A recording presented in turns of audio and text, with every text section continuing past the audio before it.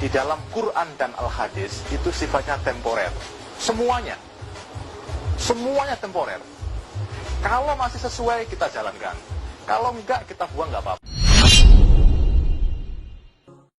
Agama itu akan dilihat dari apa yang kita kerjakan.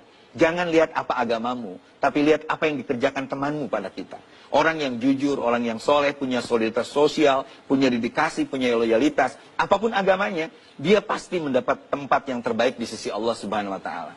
Apapun agamanya, dia pasti mendapat tempat yang terbaik di sisi Allah Subhanahu wa Ta'ala.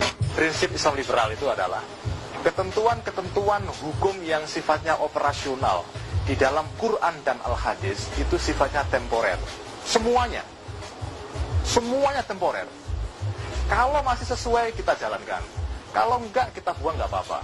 Kalau masih sesuai kita jalankan, kalau enggak kita buang, enggak apa-apa. Kalau Anda menyimak pasal demi pasal dalam rancangan KHI terbaru, apalagi Anda adalah golongan muslim yang konservatif, silahkan geleng-geleng kepala. Poligami haram. Pernikahan beda agama boleh-boleh saja. Perkawinan bukan ibadah, tapi cuma hubungan sosial biasa. Inikah substansi gerakan jaringan Islam liberal? Ya, untuk menafsirkan agama Islam yang sedapat mungkin menjawab tantangan-tantangan modern yang kita hadapi sekarang. Kita akan bahas pertama, hadirin hadirat yang dirahmati oleh Allah Subhanahu wa Ta'ala, tentang asal muasal liberal. Bagaimana datang ke tanah air kita.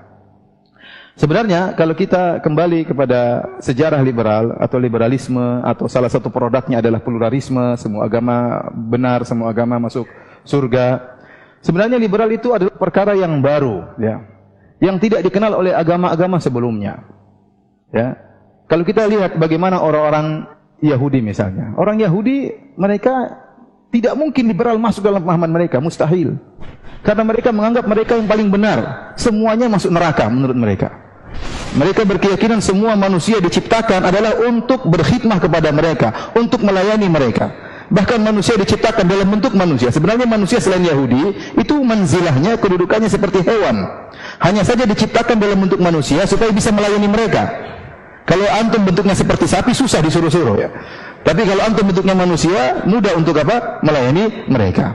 Oleh karenanya mereka, ya, adalah memiliki pemahaman sukuisme yang luar biasa, dan mereka meyakini hanya mereka yang selamat.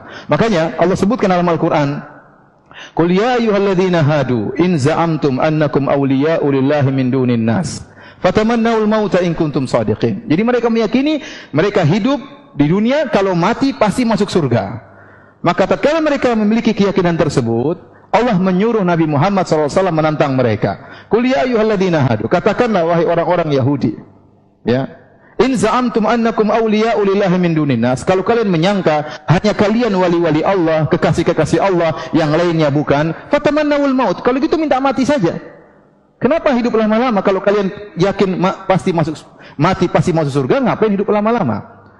Wala yatamannawnahu abadan, kata Allah, dan mereka tidak bakalan minta mati selama-lamanya. Tantangan dari Nabi SAW. Dalam ayat yang lain, dalam surat Al-Baqarah, kata Allah Subhanahu wa Ta'ala, "Qul in kanat lakumud darul akhirati, qul in kanat lakumud darul akhiratu indallahi khalisatan min dunin nas, fatamannawul mauta in kuntum shadiqin, wa la yatamannahu abadan."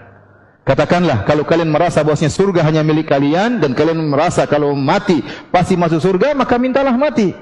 Dan mereka tidak bakalan pernah minta untuk mati. Bahkan kata Allah Subhanahu wa Ta'ala, "Wala tajidannahum ahrasan nasi ala hayati wa minal ladzina asyraku yawaddu ahaduhum law yu'ammaru alfasanah."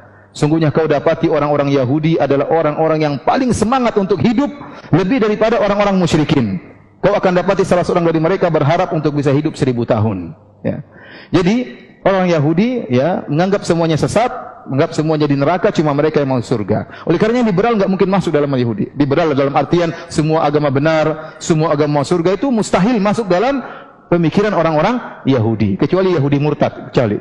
Tapi kalau Yahudi asli nggak mungkin, karena mereka yakin suku mereka saja yang benar, mereka sya'bullahil mukhtar, hanya mereka yang dipilih oleh Allah Subhanahu wa Ta'ala, selainnya itu diciptakan untuk melayani mereka.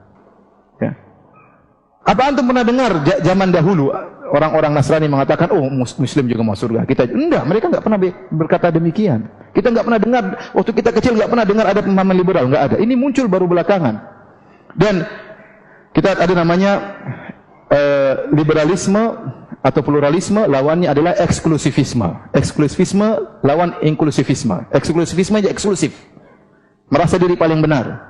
Adapun pluralisme merasa semuanya benar. Semua agama punya pemahaman eksklusifisme, semuanya eksklusif semua. Hindu, Buddha, Yahudi, Nasrani, Konghucu, semuanya merasa dia yang paling benar dan merasa mereka sendiri yang selamat. Antum coba, apakah orang-orang Buddha mau masuk agama Islam? Enggak mau. Teman-teman kita di Bali ya, ketahuan anaknya masuk Islam, dimarah-marah sama ibunya karena menganggap tidak akan menyelamatkan. Yang menyelamatkan hanya agama Hindu misalnya. Jadi maksud saya, asalnya seluruh agama adalah eksklusifisme, merasa hanya dia yang selamat. Muncul liberal belakangan, maka liberal ini muncul belakangan. Dan hebatnya, liberal itu sangat laku di kalangan kaum muslimin. Kita di sini, di tanah Indonesia, saya hampir tidak pernah mendengar ada pendeta liberal. Saya hampir tidak pernah mendengar. Ada atau tidak? Ya. Ada pendeta liberal? Ada biksu liberal? Enggak ada. Mereka merasa mereka paling benar. Tapi kalau ustadz liberal, doktor liberal banyak yang menganggap semua agama apa? Benar.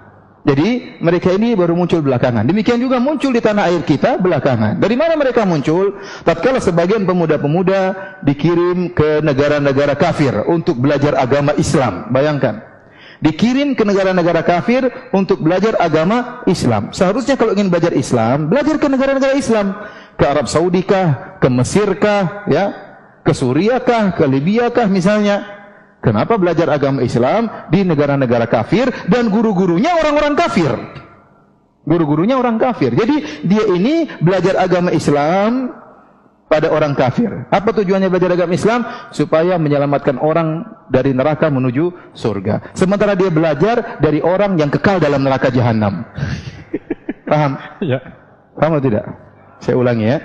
Dia ini belajar agama Islam untuk menyelamatkan manusia dari neraka menuju surga. Sementara dia belajar Islam dari orang kafir yang kekal dalam neraka jahanam. Terus gimana? Ya. Ente harusnya apa namanya? Berpikir kritis. Kita kalau ingin belajar kimia ya belajar sama ahli kimia. Jangan belajar sama ahli pertanian. Itu nggak salah kalau begitu. Antum ingin belajar agama Islam, belajar sama pakarnya. Orang Islam sendiri yang pakar Quran, yang pakar hadis. Nah, ente belajar Islam sama orang yang bukan orang Islam. Gimana ente? Ini secara logika, secara apa namanya? Praktek ini salah seperti ini. Akhirnya kemudian mereka pulang membawa gelar doktor ya, entah dari Amerika, entah dari Inggris ya.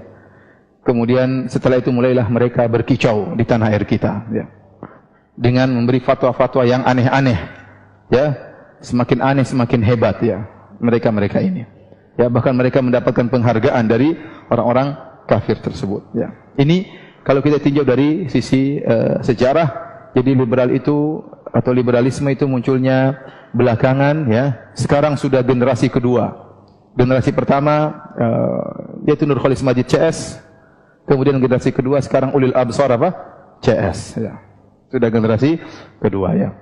Dan mereka terus berkembang, terutama di universitas-universitas, bahkan di universitas-universitas Islam yang ada di tanah air kita.